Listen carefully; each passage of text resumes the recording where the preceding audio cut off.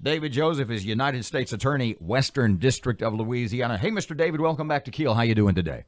Glad to be back with you, Robert and Aaron. So we had the Attorney General for the state of Louisiana, Mr. Jeff Landry, on yesterday, and he talked about Aaron, what was the name of the program again? Operation Safe Neighborhood, I believe it's called. Right, Project Safe Neighborhood. Mm-hmm. So if you remember that I came on about 6 months ago, and we talked about what we were doing in Shreveport under this program. Yeah, so I was pretty sure we have it going on here, and I thought maybe the component you didn't have was the prosecutorial help. Is that kind of what the difference is? Well, General Landry has been gracious enough to let us use one of his prosecutors in Monroe.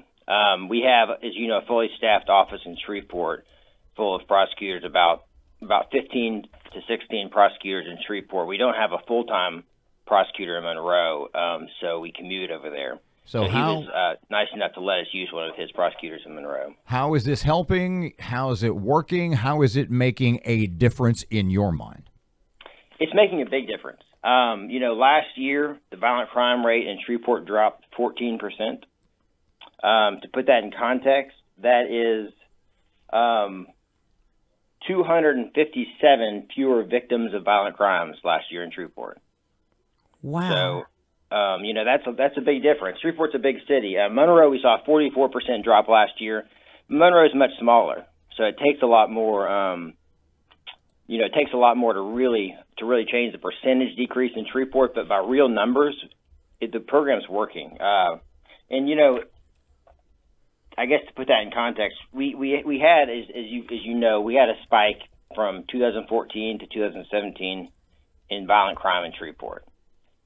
Historically, we're still low. We're still way below where the high water mark was in 1994, which I think is 2,753 crimes.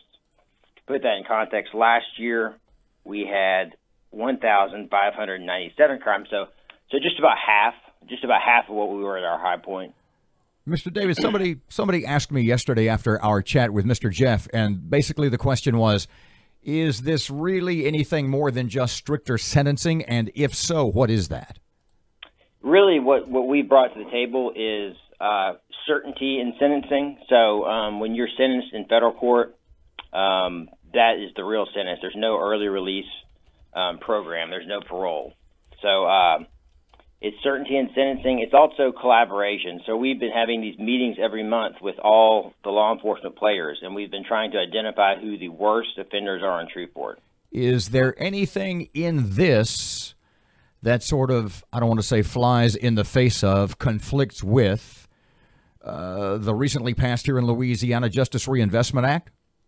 Well, the Justice Reinvestment Act, and I don't want to speak too much about political things, but that is not supposed to affect violent crime. So I'm not sure about the application of it, but I know the intent of that bill is not to release the violent offenders earlier. My program, Project Safe Neighborhoods, is targeting violent offenders. So there may be some overlap there, but I can't really speak to that. Are many of these crimes gun-related that brings them into federal court? What's the key that gets them into the federal system? I know that's the key component here, right? Right, and you named it. Yes, firearms. So we're targeting two kind of classifications of criminals: felons, people that have previously been convicted of serious felonies. If they're found with firearms, we will prosecute them. And drug dealers, people that are dealing drugs using weapons to protect themselves or to intimidate others with their guns, we will prosecute them, because we found that those two categories of people are responsible for an outsized percentage of violent crime. And so just by prosecuting them, it's a preemptive way to make sure that they can't commit further crimes and thus reduce the crime rate. David Joseph, U.S. Attorney for the Western District of Louisiana. Let me ask you this. You seem to, when you guys make these arrests and put the federal charges on them, you seem to move them through the system quicker. Yes. How are you doing that? And is it just a backlog in the district courts? Is that kind of what we're faced with? Well, I don't think that that's it. Really, the difference is we have in the federal court system, we have the Speedy Trial Act. So basically, we have to have a trial setting within 70 days of indictment. That's number one. Number two is in these types of cases, we're detaining them.